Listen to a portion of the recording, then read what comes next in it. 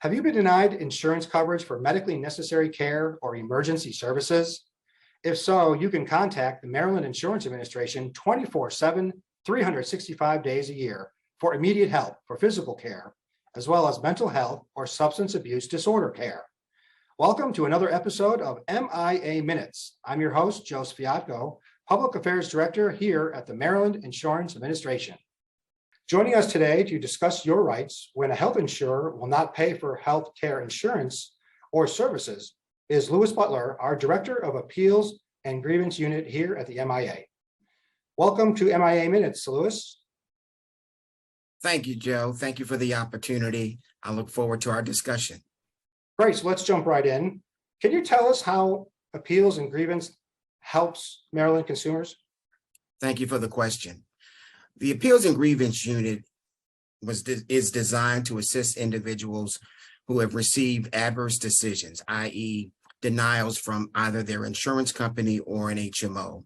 And the denial typically is based on a lack of medical necessity or that a service has been determined to be experimental/investigational or unproven.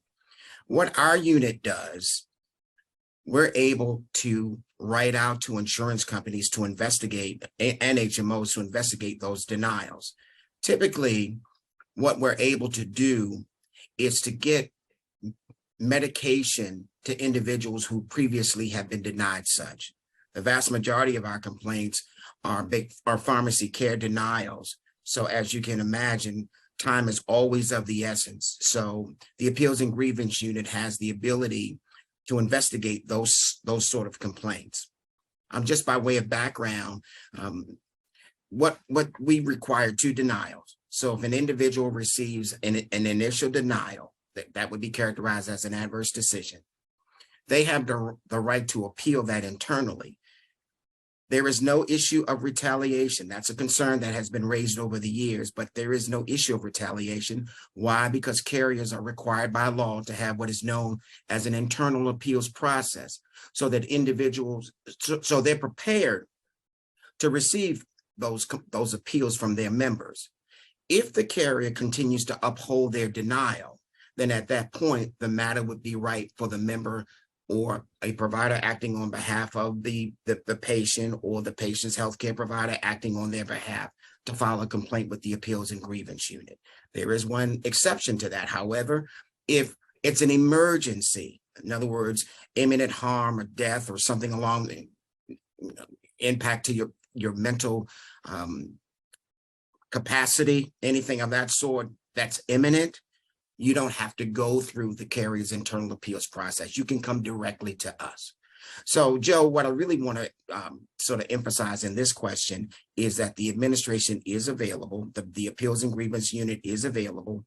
And for weekends and after hours, we are still available. So if you have a denial that you receive during the weekend or holidays or after hours, after being 5 p.m. to 8 a.m., the administration's Appeals and Grievance Unit, we still are available to receive those sort of complaints.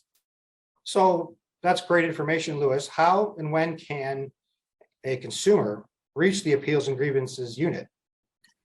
Well, time is, as I mentioned before, time is of the essence. So typically you're going to receive, you being the insured, you would receive an EOB or an adverse decision letter, something in writing. So the EOB will identify what was denied, the date that it was denied, the service. It'll provide all that detail.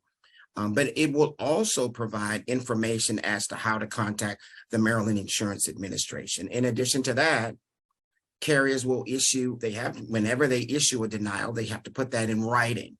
You will receive a letter, an adverse decision letter. That letter will provide you with the specific information as to how to contact the Maryland Insurance Administration.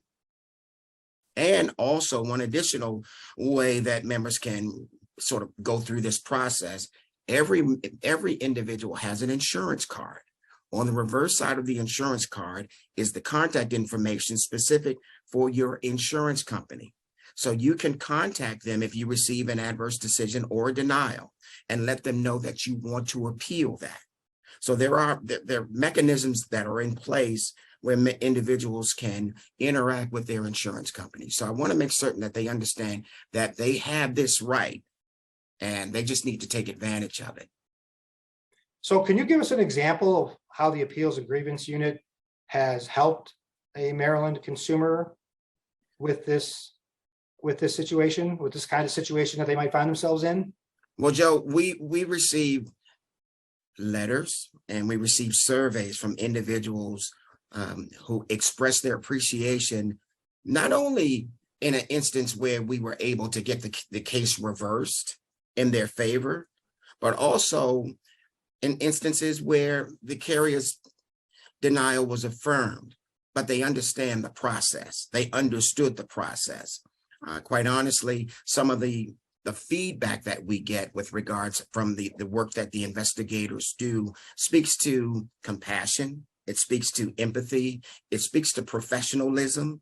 It speaks to communication, where we make certain that when you receive an acknowledgement letter from the administration's Appeals and Grievance Unit, we keep you informed, apprised step by step as to where we stand in terms of the investigation. So it's really communication and staying in contact. And this service that's being offered, it's free. So if no one gets anything else from this podcast today, know that this service is available to you. So we know that we have frequent filers, healthcare providers reach out to us. We have complainants, individuals that reach out to us with regards to this process. But we want more individuals to know that the Appeals and Grievance Unit is available to help. We're staffed with expert investigators, admin staff. They do an outstanding job of, once we get your complaint, we are able to walk you through the process. And the carriers, they know about the Appeals and Grievance Unit. So again, they are staffed to receive our complaints. We have a portal. So that means if you want to contact the administration, you can visit our website. You can file a complaint online. If you do that, you will get all of the information, the contact information that you would need. Typically, when you file in writing with us, you will receive an acknowledgement letter that will contain an MIA file number and the contact information of the investigator to whom the case has been assigned. So we are ready, willing, and able to receive your complaints. Okay, so bottom line then, Louis, why is it important that consumers know that the Appeals and Grievance Unit at the MIA exists? I think it's important, Joe, because it's a right that each consumer of insurance has. So we want to make certain that people know that they have this right, simply because the insurance carrier makes a determination that a particular service is not medically necessary, or that something is determined to be experimental/investigational, but it's the recommendation of your treating physician. So, okay, there's a process for you to appeal that denial. In other words, you don't simply have to accept it. And this is not to make carriers out to, or HMOs out to be bad individuals or bad entities. It's simply a matter of information gathering. So we have the process when we receive a complaint. If we need additional information in order to sort of get that information to the carrier, maybe it was information that they did not have before that could be critical in overturning a decision. That sort of information is important. That's what we do. We information gather. And we also have the ability to contract with independent review organizations. So let's say, for example, carrier Y indicated that something was not medically necessary. Well, we have the right to send that case out and have it reviewed by a board certified physician who's studied or certified in the area under review, so that individual can review it to determine if in fact they agree with the carrier's determination or not. So we have a process. It's an unbiased process that individuals in Maryland can take advantage of. And we want to make certain that they are aware. The point of this podcast today is to make certain that individuals are aware that this service is available to them, and all they need to do is to send us a complaint. We'll do the rest. Right. And like you said a minute or so ago, you are available, or your staff is available 24/7, and it's free. All you need to do is reach out to us and ask for the help. Absolutely. Absolutely. We have a wonderful staff of investigators and admin, and they are ready. We are ready, willing, and able to receive the complaints because again, this process is set up for the citizens of Maryland to avail themselves of. Louis, thanks so much for spending a couple minutes with us explaining this process that maybe not a lot of Marylanders know about.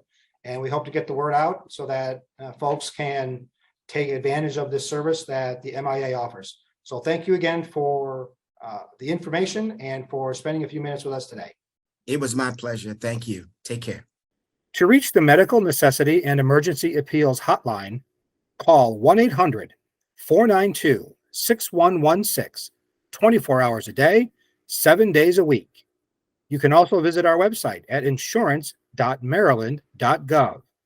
That's INSURANCE.MARYLAND.gov.